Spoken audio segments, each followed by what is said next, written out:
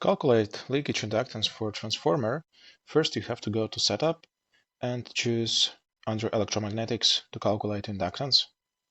Next, under LMAG, make sure that all coil groups that you have are connected to primary or secondary, whichever is needed. Then, as you can see, the secondary winding is enabled here. And in order to calculate leakage inductance, we have to choose from excitation, we have to choose voltage. Next, under the waveforms, you will have to set the voltage on the secondary side equal to 0. So it means that the secondary side will be closed. The circuit on the secondary side will be closed, so there will be like 0 voltage between the terminals of the secondary winding. And here I choose to make a frequency sweep for a given amplitude of current. And those are values that leakage inductance will be calculated at. Then the software meshes the transformer geometry, and after I calculate the values, I get the graph that would correspond to leakage inductance.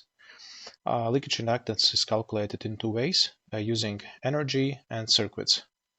And also you will see all kind of different values corresponding to this leakage inductance calculation, including winding losses, core losses, which are usually very small. And if you want to see the magnetic flux between windings that generate this leakage inductance, you will need to open results in ParaView.